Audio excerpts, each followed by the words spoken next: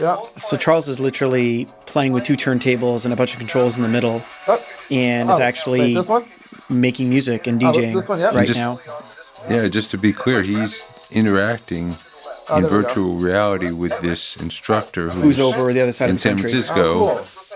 Cool. Can virtual reality turn us all into DJs? Founder Tom Impallomeni thinks so. He's here raising $1 million for his startup, Tribe XR. It's an app that lets people use VR to learn from real live DJs. The investors have some serious reservations, though. They're not sure if he's using VR in the most profitable way. Let's see if Tom can convince them that DJing is the right spin on virtual reality. I'm Josh Muccio, and from Gimlet Media, this is The Pitch. Our investors today: Sarah Downey. Sarah is new to The Pitch. She used to run her own company. Now she's a partner at Accomplice and an angel investor, making bets on early-stage startups. Phil Nadell. As a serial entrepreneur, Phil built companies that sold for hundreds of millions. Now he manages one of the largest syndicates on AngelList. Charles Hudson. Charles started Precursor Ventures, where he's invested $20 million in over 100 startups to date. Michael Hyatt. Michael built and sold 2 software companies for over $500 million, and now he invests for himself.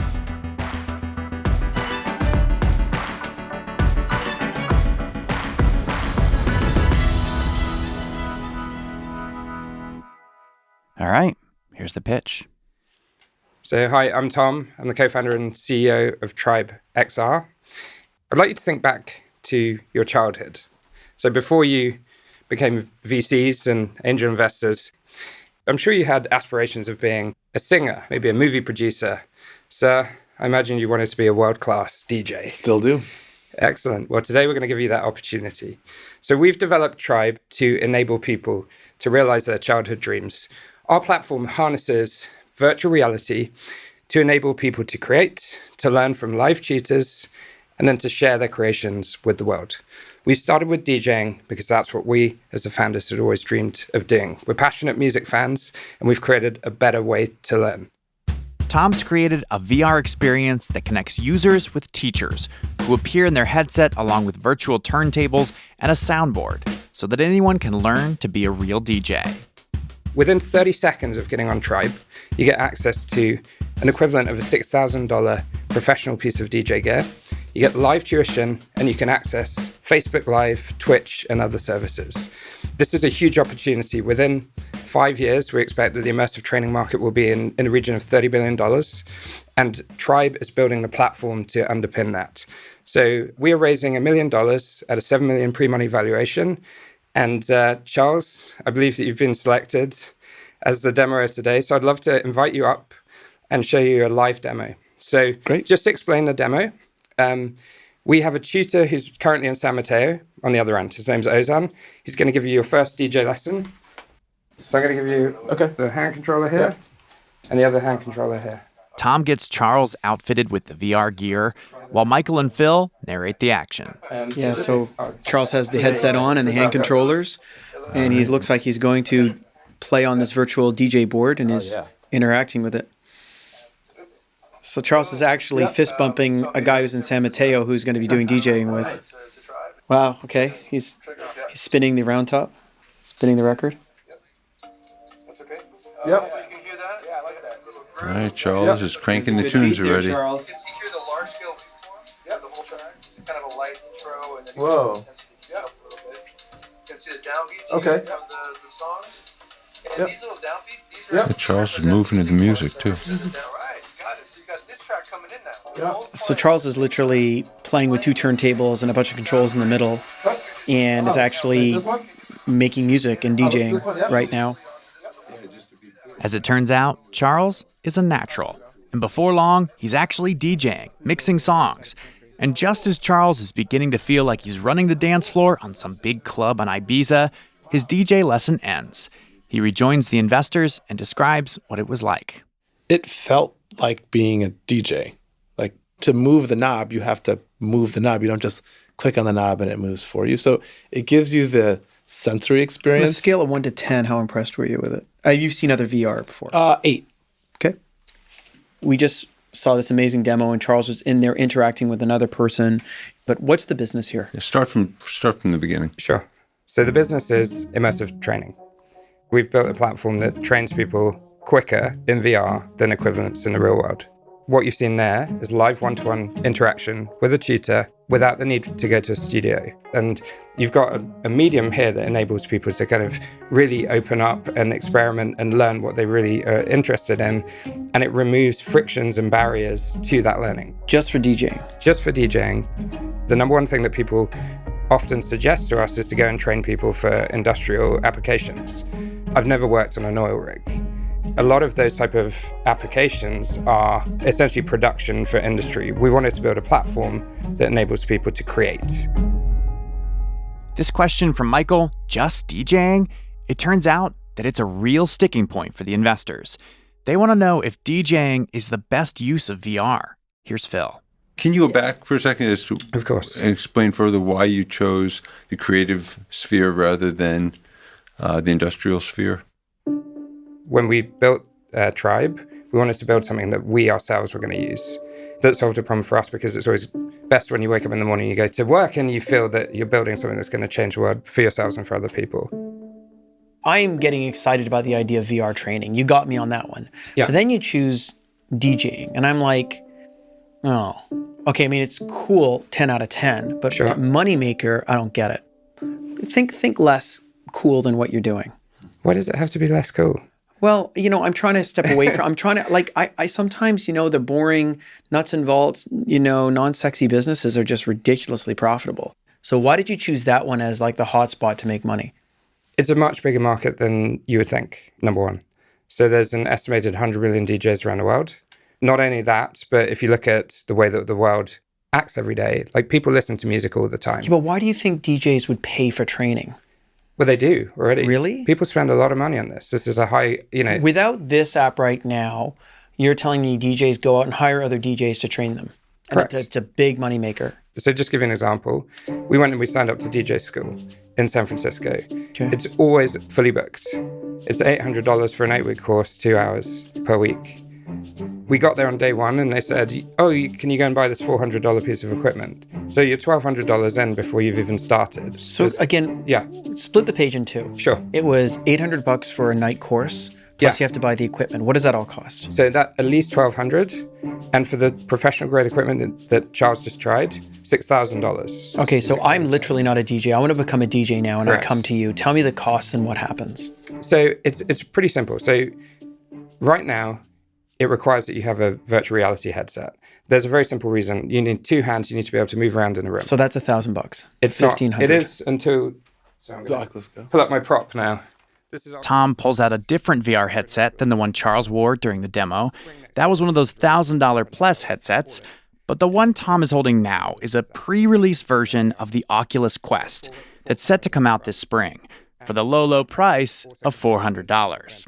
And a lot of VR fanatics think that this headset could be the breakthrough they've all been waiting for.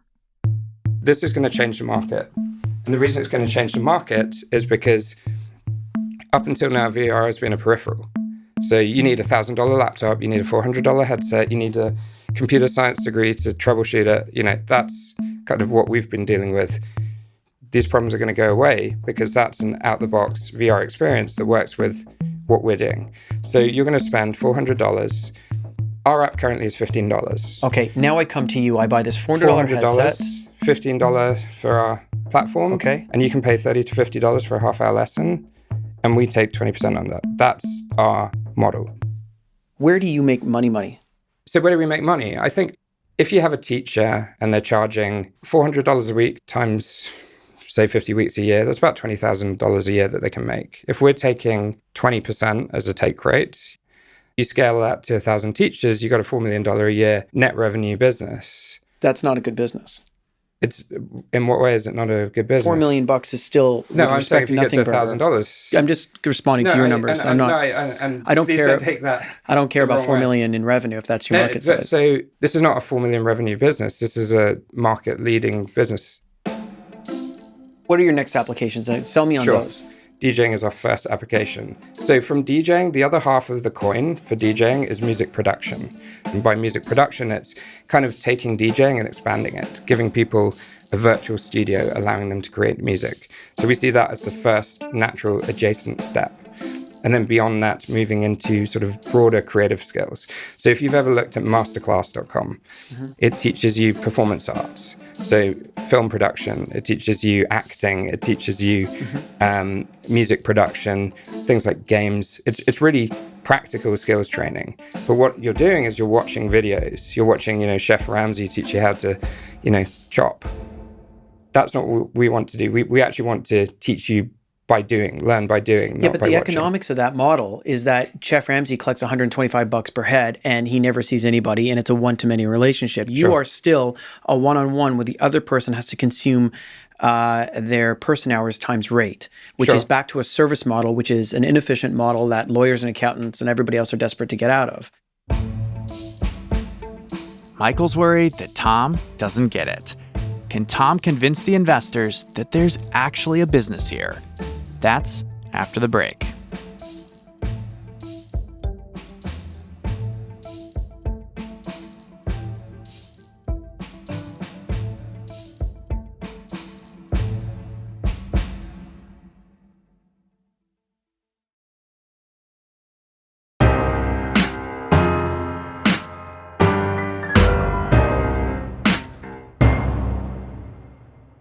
Welcome back. When we left off, it was Michael grilling Tom about the economics of his business plan. Here's Act 2. Is there anything you could be doing which is way more expensive and way more disruptive? Like, is there something training across the country that pays a way higher rate per hour that you could just crush? Talking about money and talking about making money, isn't there... You're saying, I'm going to take an expert in one part of the country and train somebody else, and we don't have to get on a flight and do all those things. This is really appealing business. But what's the juicy $500,000 an hour thing you can really crush? What is it? Just being clear, part of the problem with VR is like the potential is endless. I think it's probably fair to say everyone in the room realizes that VR at some point is going to be a big market. It's going to, the exact inflection point at which it goes is still a little bit uncertain, but given that, there's a huge amount of opportunity. And what we see is that we are using DJing as a first test case because it's a significant enough test market with significant enough crossover with early VR adopters, and it's a highly passionate creative audience. And our customers use our product a lot. So 2 hours a week on average. So that's 4 sessions of 30 minutes. So how many users do you have now? So far, we've trained, I think, about 3,000 or 4,000 users. So that's around, $1,200 to $1,500 of revenue, and that's rising every single month. So where does $1 million take you? It gives us 24 months of runway. So we're currently burning, at current gross burn, we're burning $50K a month. We're based in the Bay Area. So that's, if you know the Bay, That's really cheap. That is, yeah. Why is it so cheap? Because we're experienced founders, and we realized that given the state of the VR market currently, the most important thing to do is to keep things lean, focus on high quality delivery, and make sure that we conserve money so that when the market starts to go, we can double down. When we're talking about the VR market, I think we all buy that immersive learning is going to be big. Yeah. That's Sarah Downey, the newest investor on the show. She knows a ton about VR. Can you paint a picture of how big the market size could be for you, even if you just stay in creative? It feels like you care about DJing, you care about the creative side. It almost feels to me like your heart wouldn't be in it if you were doing like the oil rigs. And that's a whole different problem that there's whole sets of teams of startups trying to solve right now. So, correct. Yeah. So just on the creative side, can you give me a number? Sure. So it's totally feasible that you can have 500 million, 1 billion people who want to learn these type of skills. And currently they're very poorly served. Can you walk us through the unit economics of what it costs to acquire a customer and how much lifetime value you'll get from them? Okay, so at the moment, we're not really spending any money on marketing. So instead, what we're doing is we're partnering directly with the companies that own the app stores. So they're sort of Oculus and HTC and people like that, because your placement within the app store is critical to the volume of sales that you have. And then we focus massively on live streaming because live streaming gives us access to a global audience. This thing about streaming your DJ lesson online on places like Twitch and Facebook Live is critical to how TribeXR plans to get the word out and grow its business. Can you go back for a minute to how you said that you're acquiring customers for free? Yeah, so how we've is that? spent, I think, like $1,000 experimenting with Facebook, and it's great for awareness, but it's bad for conversions. So we find that PR partnerships with the app stores and using Twitch and other streaming platforms is much more effective. So we have VR streamers who stream every day. So we have one guy who plays 2 radio station type experiences per week. He has something like 100 to 120 concurrent listeners for a 4-hour performance. That's 4 hours in our app. And whenever he streams, we get purchases. Like, people see it, they ask about it, and he's talking whilst he's DJing. And so this is kind of, for us, it's free marketing. We just make Aren't it you easier for paying him him? to stream. No. Why would we need to? No.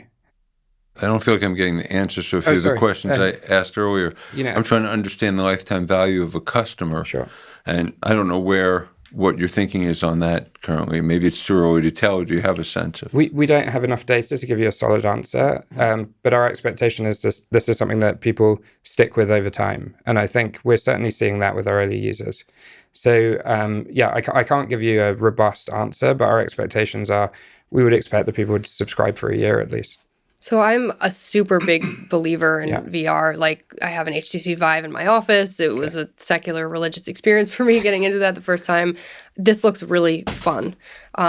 But the one-to-one thing worries me in the sense that, like, we're in a company called Gamer Sensei that's a platform for esports coaching, and it hasn't been as easy as we thought to connect people with these pros. And they're charging similar rates to what you're talking about. We've had more success with companies like Teachable that are one-to-many. So I'm having trouble, for me, I have to believe that there's a path to a really big market, and if you fail, that's fine. I just want you to, swing for it. And because I don't see the path to how this gets really big, it's a pass for me. Okay. Thank you. I've spent a lot of time in VR, and the one thing I've learned about VR is I think there's a lot of apps that have been unsuccessful because they're actually not better in VR. They're actually better in any other medium, in the real world, 2D, whatever it might be. Having seen the demo, this is one of the first things I've seen that I'm like, this is actually better in VR. So I'm comfortable with the one-to-one model, and I suspect at scale you will have different SKUs.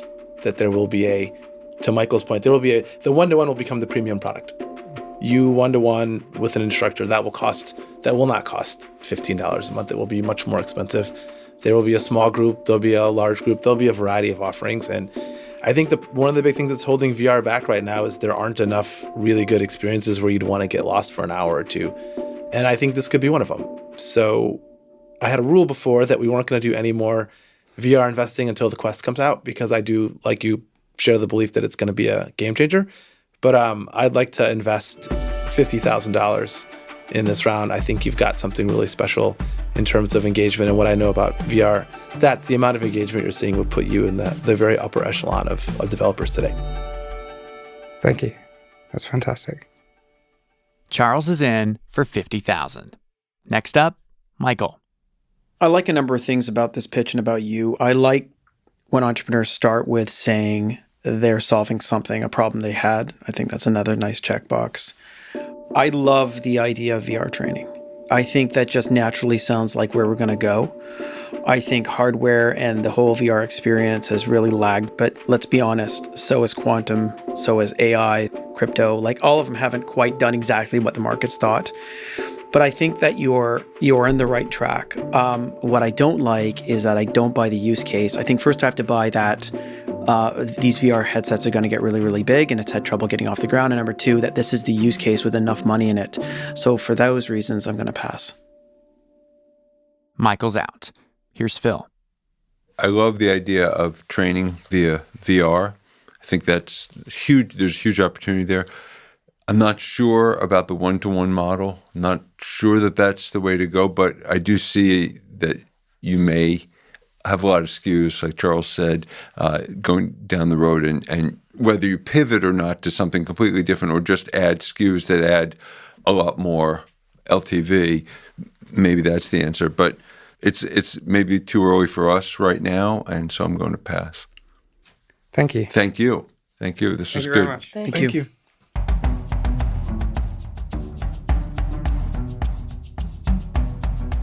Before Tom leaves the studio, all the investors give TribeXR a try. Then Tom packs up and takes off. Once he's gone, I join the investors to ask them a few questions I had while listening to the pitch from the control room. So what'd you think of that? Cool. I like that one.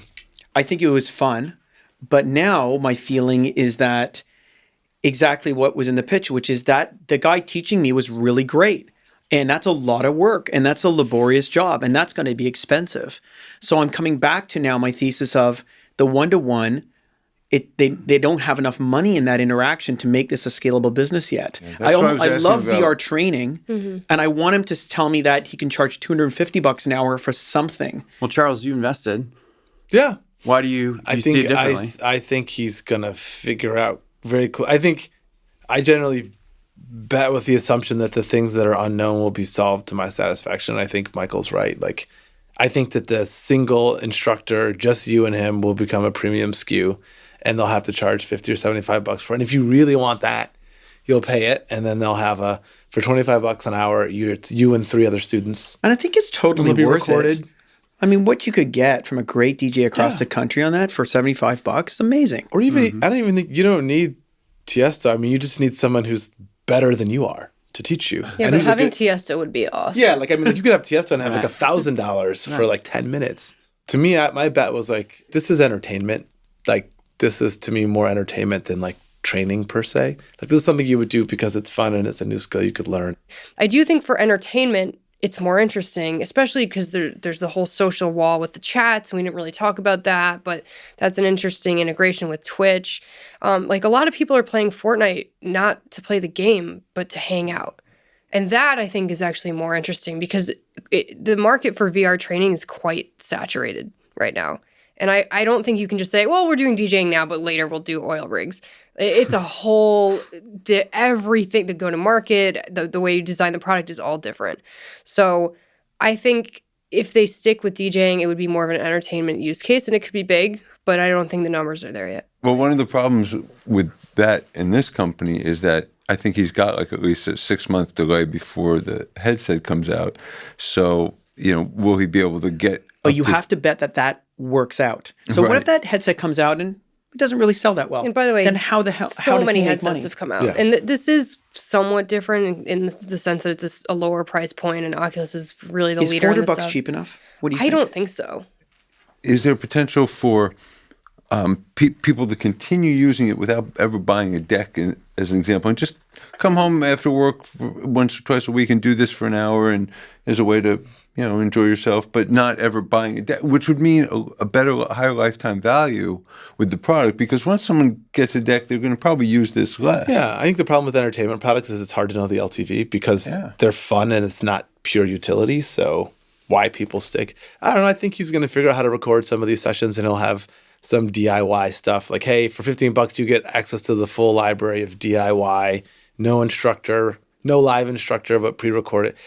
And there's just a bunch of other things. And more than anything, I like VR, and anyone who I can find that does. I mean, the one secret fact that Tom knows and I both know, I'm an investor in a company that does analytics for VR apps.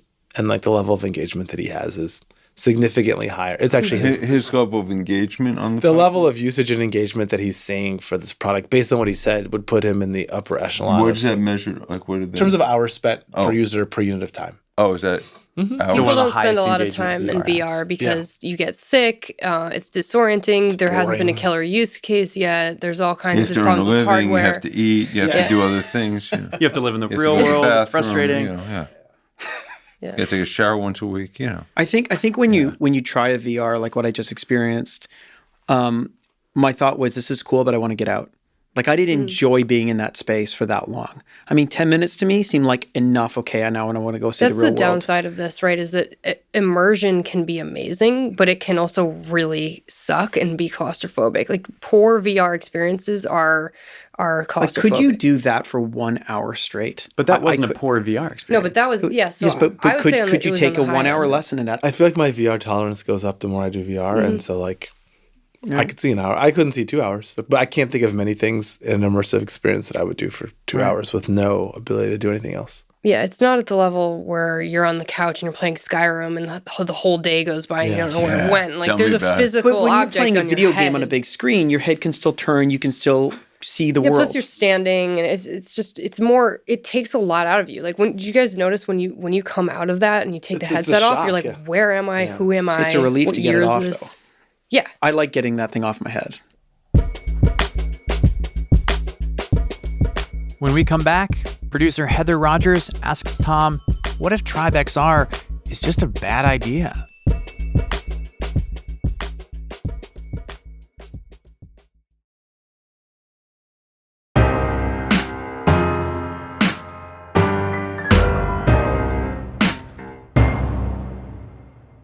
Welcome back.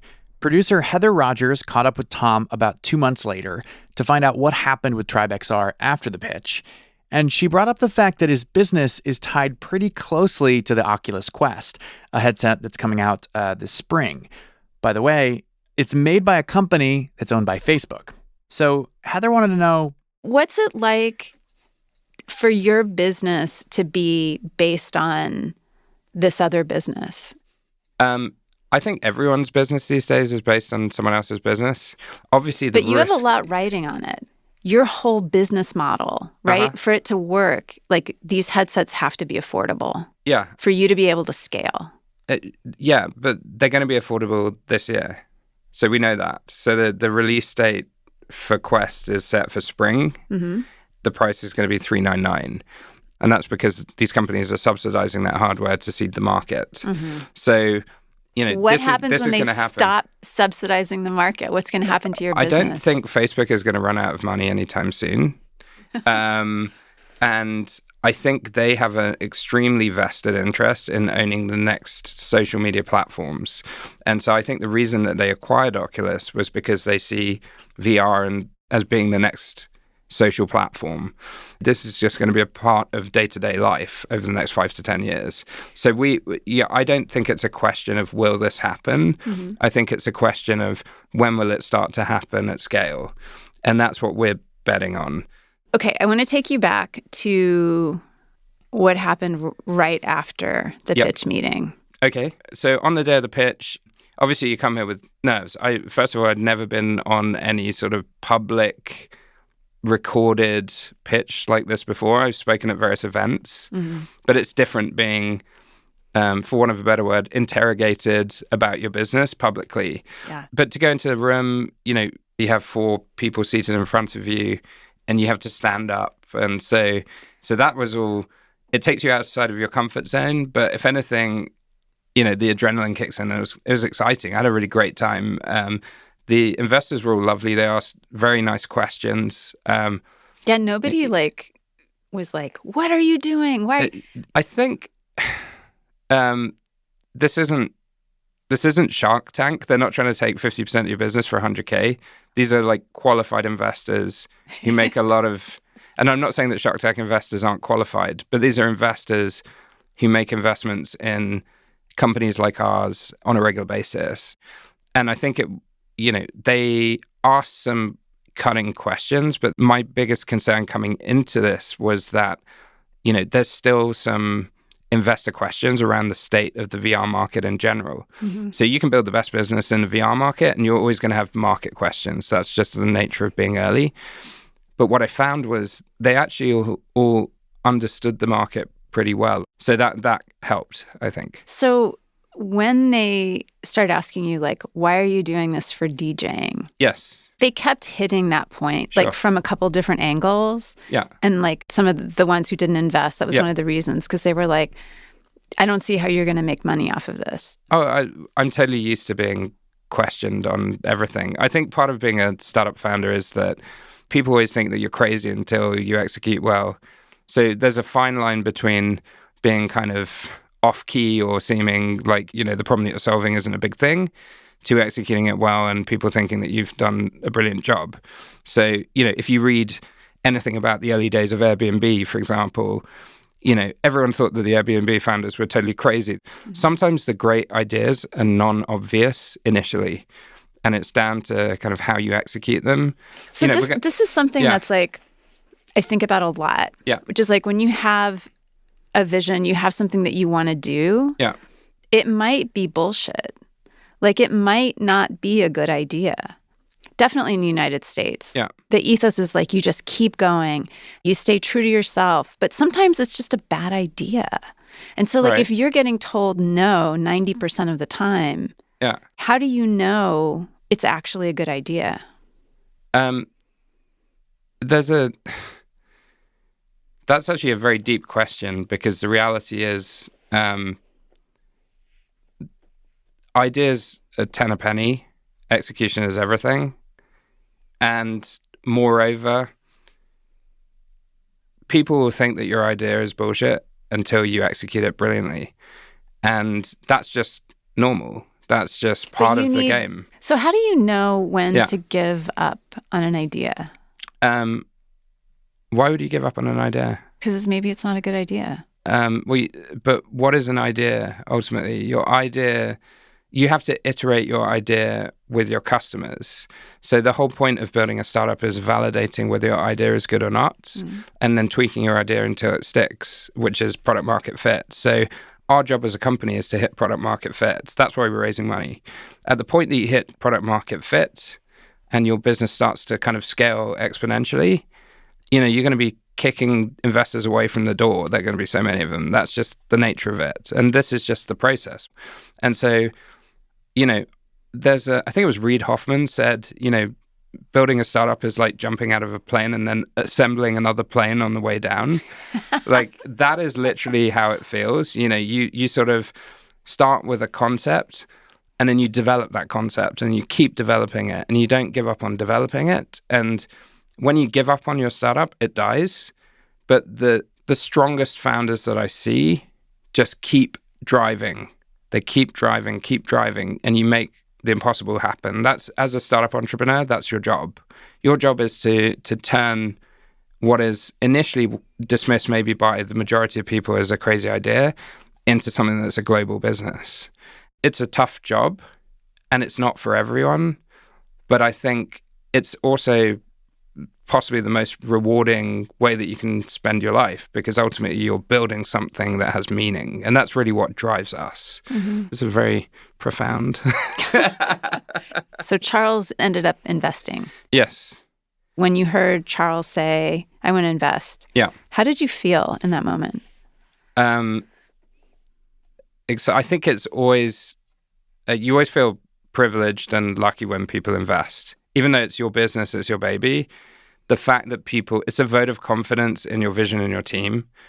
And so, I felt delighted. Obviously, you have to stay cool in that environment.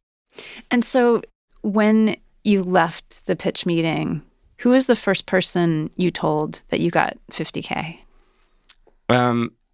So the first person I called was my wife, because, family first, as they say. And also she was, she just said, call me straight away. Tell me. So I called her and told her. And then... What'd you say? I just said, I told her it was a disaster. I wound her up using my British humor. I said, it was a disaster, And then I said, no, it was fine. And we got a really great investor. And so she was excited. But no, so we were delighted when he invested, and he then did some diligence on us, and post diligence he doubled the investment to 100K, which is great. And so we've now closed that, and we're really excited to have him on board. Yeah. And when he said he was going to double his investment, were you expecting that? No. So that was good. We came on the show and we got 100K of funding out of it, and that's fantastic. And especially with Charles being brilliant. When you're in a startup, your funding gives you time to breathe.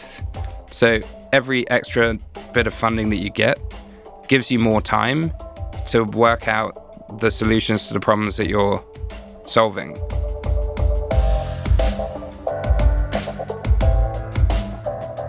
Like many founders, Tom is crazy enough to believe that his little idea might just turn into something huge. And so he jumped off that metaphorical plane. But luckily, he's not alone. Investor Charles Hudson joined him midair. And now they're building their own VR-fueled plane together. Is this metaphor still working? No? Okay. That's all for today's episode. Thank you so much for listening. I'm Josh Muccio. We'll see you next week.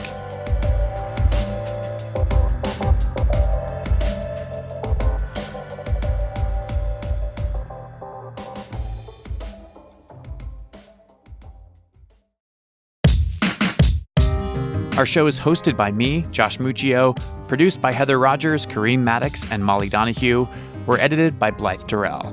We're mixed by Enoch Kim, original music composed by The Musemaker, theme music by Breakmaster Cylinder.